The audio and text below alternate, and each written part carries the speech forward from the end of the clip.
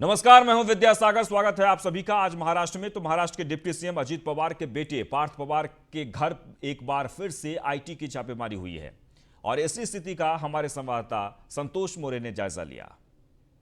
मुंबई के ये निर्मल अपार्टमेंट में जिस जहां हम खड़े हैं वो राज्य के उप मुख्यमंत्री अजीत पवार इनके बेटे पार्थ पवार का ऑफिस है और यहाँ पर ही ईडी की आईटी विभाग की तरफ से उनके कार्यालयों पे आज छापे मारे गए और अभी लगभग 3 घंटे से इस बिल्डिंग में पार्थ पवार के ऑफिस में ईडी आईटी विभाग के द्वारा आज छापे मारे गए और वहाँ पे सब जानकारी ली जा रही है, क्योंकि गए एक हफ्ते से अजीत पवार के जो भी निकटवर्ती है उनके ऊपर आईटी विभाग की तरफ से छापेमारी की जा रही है और वो उनके जो कुछ डॉक्यूमेंट है, जो व्यवहारिक जो चीज़ें है, वो बातें जानने की तरफ जानी जा रही है। क्योंकि जिस प्रकार से राज्य में जिस महाविकास आघाड़ी के जो नेता हैं उनके ऊपर ईडी रहे, सीबीआई रहे या आईटी विभाग, अभी इन जो केंद्रीय यंत्रणा इनके तरफ से पूरी तरह से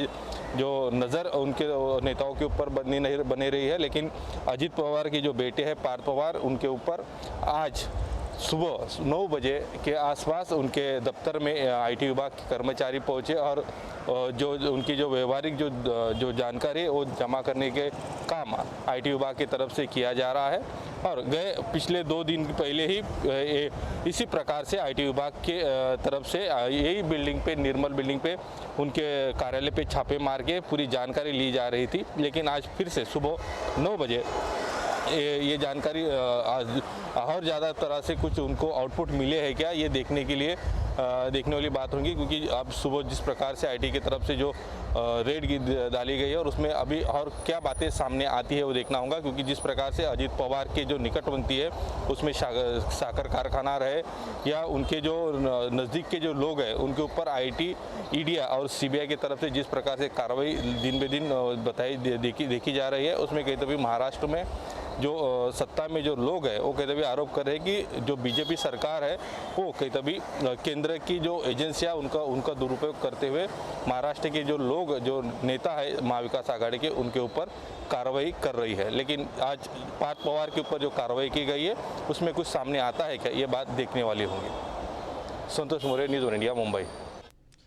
वह नारकोटिक्स कंट्रोल ब्यूरो के जोनल डायरेक्टर समीर वानखेड़े ने 2 पुलिसकर्मियों पर पीछा करने और अपने फोन को टैप करने का आरोप लगाया है। इसकी शिकायत उन्होंने महाराष्ट्र के डीजीपी से की है। हालांकि आधिकारिक रूप से वानखेड़े की ओर से इसकी पुष्टि नहीं की गई है। वानखेड़े ने सबूत के तौर पर सीसीटीवी फुटेज भी सौंपे हैं। उन्होंने यह भी आरोप लगाया है कि मुंबई एनसीबी की टीम के अन्य अधिकारियों को भी ट्रैक किया जा रहा है। सूत्रों के मुताबिक ओशिवारा पुलिस की एक टीम ने शमशान पर जाकर वहां से एक सीसीटीवी फुटेज अपने कब्जे में लिया है। वानखेड़े की मां का देहांत 2015 में हो गया था और तब से वे लगभग हर रोज शमशान पर जाते हैं और इसी के बाद उन्हें संदेह हुआ कि उनका पीछा किया जा रहा है।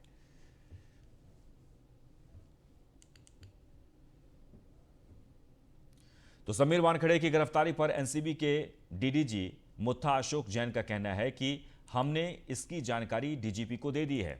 इससे ज्यादा हम कुछ कहना नहीं चाहते हैं। हमें जो जवाब देना होगा वो हम अदालत में देंगे। वो अलग विषय है, कोई अटैक वाली कोई बात नहीं है उसमें। ये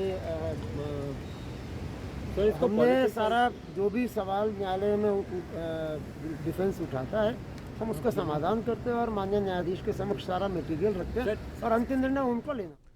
वो एनसीबी के जोनल डायरेक्टर समीर वानखेड़े की जासूसी मामले में महाराष्ट्र के गृह मंत्री दिलीप वलसे पाटिल ने बयान देते हुए कहा कि समीर वानखेड़े पर कोई नजर रखने के आदेश नहीं दिए गए हैं। वानखेड़े ने डीजीपी से शिकायत की है। उसकी पूरी जानकारी लेने के बाद आगे की कार्रवाई की जाएगी।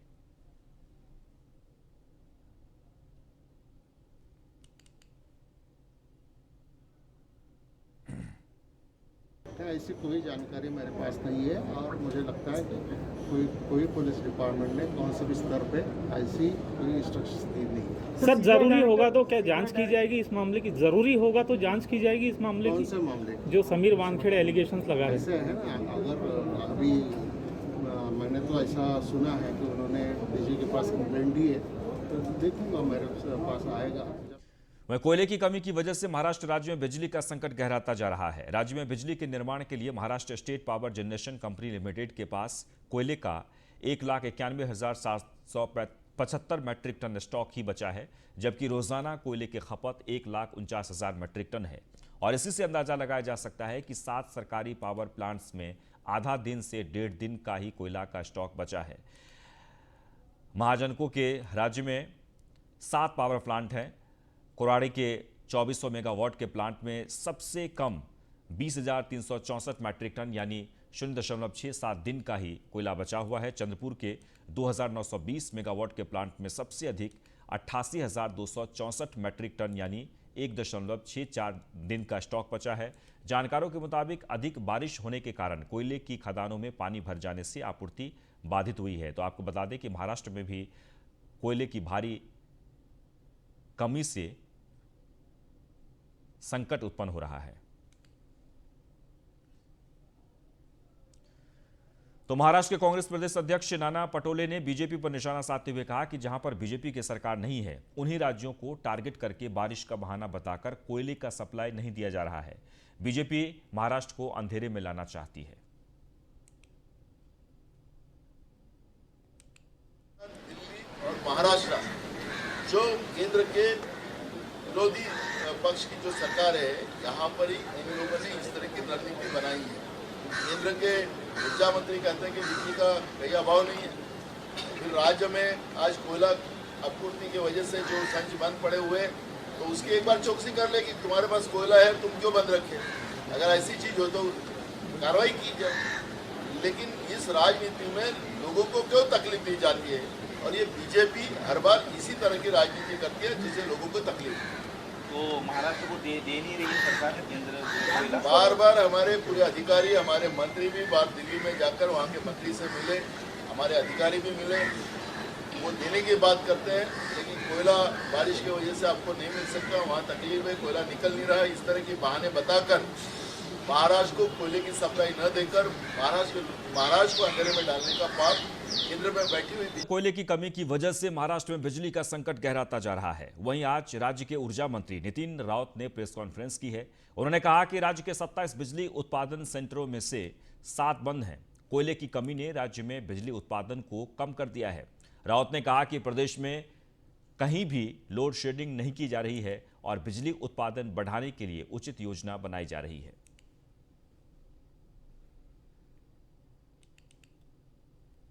मुझे लगता कि नवंबर के लास्ट वीक तक के रह सकती है, और जब तक के पूरा बरसात यहाँ से ख़त्म नहीं होती और कॉलरीज का प्रोडक्शन फिर से चालू नहीं होता और CIL अपनी आँख नहीं खुलती और अपना मैनेजमेंट ठीक से नहीं करता, तब तक के यह परिस्थिति चालू रहेगी, वरना अच्छी हो जाएगी।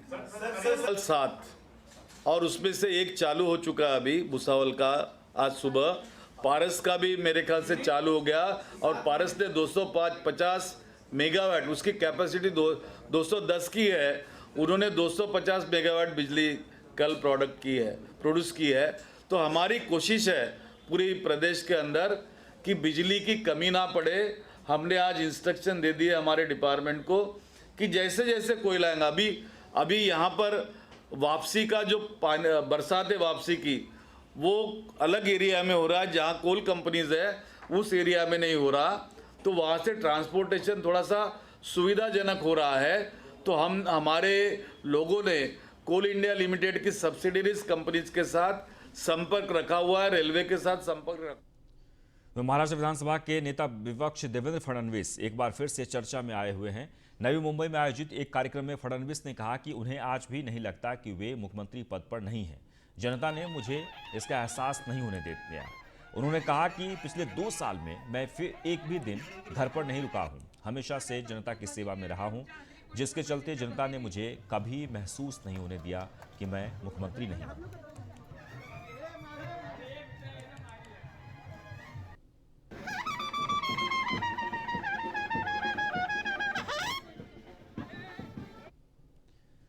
वह एनसीबी अधिकारी समीर वानखेड़े की जासूसी की खबर के बाद बीजेपी नेता राम कदम ने महाविकास आघाड़ी सरकार को आड़े हाथ लिया है। कदम ने सवाल किया कि आखिर ड्रग माफिया महाराष्ट्र गवर्नमेंट के लगते क्या हैं। एनसीबी के अफसर समीर वानखेड़ी जी ने पुलिस से शिकायत की है कि कुछ लोग उनके पीछे निगरानी, जासूसी, उनके हर पल पल की खबर रखने के लिए लोग लगाए गए हैं। अब सवाल यह उठता है कि ये कौन लोग हैं कि जो उनके हर पल पल की खबर जासूस की तरह रखना चाहते हैं, उस कारण वे उनके पीछे हैं। जो जानकारी सामने आ रही है वह बताती है कि महाराष्ट्र सरकार ने ही पुलिस का गलत उपयोग करते हुए उन्हें उनके पीछे लगाया है। हमारा इन तीन दलों से सवाल है, क्या यह सच है?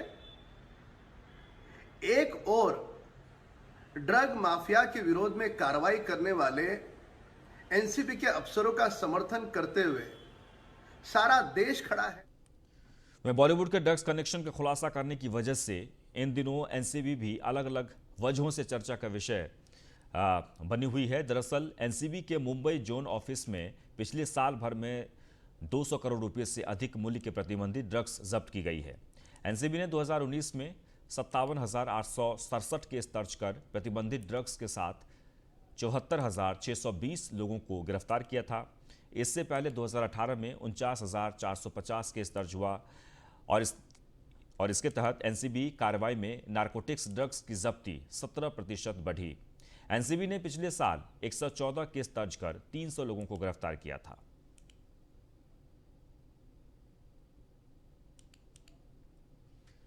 वसूली मामले में महाराष्ट्र के अलग अलग पुलिस थाने में शिकायत दर्ज होने के बाद लापता परमबीर सिंह की मुश्किलें बढ़ती जा रही हैं। नासिक जिले के सिन्नर के पास फर्जी कागजात के आधार पर करोड़ों की जमीन खरीदने के मामले में मुंबई पुलिस ने परमबीर सिंह के करीबी संजय पुनमुनिया को हिरासत में लिया है। संजय पुनमुनिया के खिलाफ अग्रवाल नाम के व्यक्ति ने सिन्नर पुलिस स्टेशन में शिकायत दर्ज करवाई है। नासिक पुलिस की ओर से केस की जांच शुरू हो गई है। पुलिस यह जांच कर रही है कि परमबीर सिंह ने पुनमुनिया पिता पुत्र के नाम पर तो संपत्ति नहीं खरीदी है। आपको बता दें कि परमबीर सिंह मुंबई के पूर्व पुलिस कमिश्नर रह चुके हैं। सिन्नर पुलिस स्टेशन के अंतर्गत हमने एक धोखाधड़ी का मामला दाखिल किया था। वहाँ सिन्नर के जो रजिस्ट्रार है उनकी तकरार के आधार पे उसमें एक जो ज़मीन थी वो खरीदी के लिए एक बनावट 7/12 जो थाने ज़िले से बनाया गया था उसका उपयोग किया गया है। इस सिलसिले में पुलिस ने आरोपी जो फिलहाल ठाणे नगर पुलिस स्टेशन के केस में हिरासत में है उसका ताबा लेने के लिए माननीय कोर्ट से विनती की थी और कोर्ट ने वो विनती मान्य की है। तो जैसे ताबा मिलता है और इंटरोगेशन में जो चीज़ें सामने आती है उस सिलसिले में फिर आपको अगवा किया जाए। वहीं मुंबई के दहिसर पश्चिम एसबी रोड स्थित विट्ठल मंदिर के बने वारकरी समाज की प्रतिमा का कुछ अज्ञात लोगों ने रात में तोड़ दिया है। वहीं मौके पर पहुंची एमएचबी पुलिस ने 48 घंटों के अंदर 3 आरोपियों को गिरफ्तार कर लिया है। पुलिस ने जब तीनों आरोपियों से पूछताछ की तो आरोपियों ने खुलासा किया कि वे लोग नशे की हालत में थे, जिसकी वजह से उन्होंने प्रतिमा को तोड़ा। इस वारदात को अंजाम देने वाले तीनों आरोपी दहिसर के ही रहने वाले हैं। वह मुंबई में कोरोना की स्थिति नियंत्रण में है। इसके बावजूद कोरोना के मरीज लगातार मिल रहे हैं। बीएमसी का मानना है कि तीसरी लहर नहीं आएगी। इसके बावजूद कोरोना से निपटने की तैयारी जोरों पर है। तीसरी लहर से निपटने के लिए बीएमसी ने बीकेसी, दहिसर, सुमैया, कांजुरमार्ग व मलाड जंबो कोविड सेंटर में 748 आईसीयू और 4099 ऑक्सीजन बेड तैयार रखे हैं। बीएमसी ने इन 5 जंबो कोविड सेंटर में आईसीयू, ऑक्सीजन व नॉन ऑक्सीजन बेड के 3 महीने के परिचालन व देखरेख के लिए कंपनियों को जिम्मेदारी देने का फैसला किया है।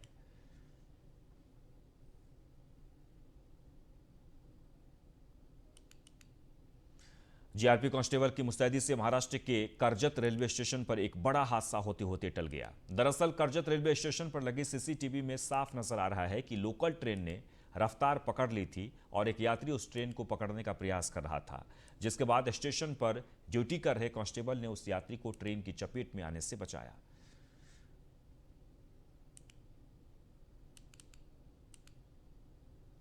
आगे बढ़ते हैं। बॉलीवुड के बादशाह शाहरुख खान के बेटे आर्यन खान की गिरफ्तारी के बाद से ही ट्रोलर्स के निशाने पर आ गए हैं। हालांकि आर्यन की गिरफ्तारी के बाद बॉलीवुड के कई बड़े सेलेब्स उनके समर्थन में आगे आए हैं, जिनमें अब स्वरा भास्कर का नाम भी शामिल हो चुका है। स्वरा भास्कर ने अपने ट्विटर हैंडल से अखिल कत्याल की शाहरुख पर लिखी एक खूबसूरत कविता शेयर की है।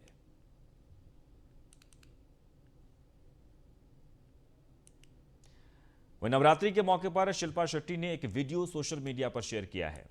आपको बता दें कि इस वीडियो में वह अपने घर में बच्चों के साथ पूजा करती नजर आ रही हैं। तीनों के साथ पूजा में पूरा स्टाफ भी मौजूद नजर आ रहा है, लेकिन राज कुंद्रा कहीं नहीं दिखे।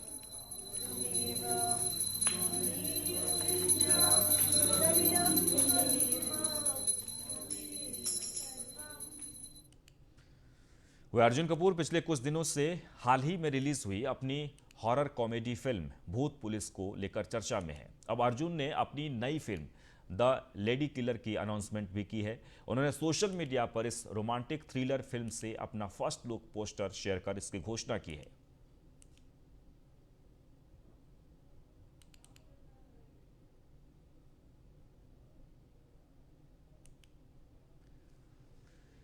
वह धर्मेंद्र सोशल मीडिया पर काफी एक्टिव रहते हैं और उनके फैंस उनके पोस्ट को देखना पसंद करते हैं। धर्मेंद्र ने हाल ही में ट्विटर पर एक वीडियो पोस्ट किया है जिसमें उन्होंने अपनी पहली कार के बारे में फैंस को बताया है। धर्मेंद्र ने खुलासा किया कि उन्होंने इसे 18,000 रुपये में खरीदा था।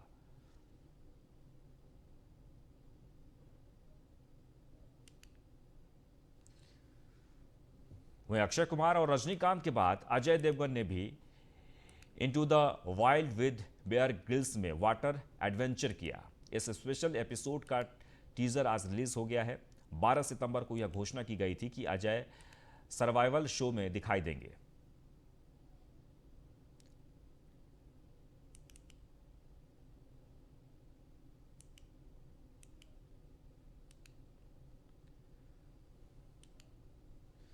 और चलिए बात करते हैं स्टॉक मार्केट की। तो बाजार में आज कंसोलिडेशन का दौर देखने को मिला, लेकिन बाजार अंत में हरे निशान में बंद होने में कामयाब रहा। आज के कारोबार में सेंसेक्स, निफ्टी और बैंक निफ्टी की रिकॉर्ड क्लोजिंग हुई है। वहीं मिड और स्मॉल कैप शेयरों में भी बढ़त देखने को मिली है। बीएसई का मिड कैप इंडेक्स 0.65% और स्मॉल कैप इंडेक्स 0.26% की बढ़त के साथ बंद हुआ है। कारोबार के अंत में सेंसेक्स 148.53 अंक यानी 0.25% की बढ़त के साथ 60,284.31 के स्तर पर बंद हुआ। वहीं निफ्टी 40.00 अंक यानी 0.26% की मजबूती के साथ 17,991.95 के स्तर पर बंद हुआ है।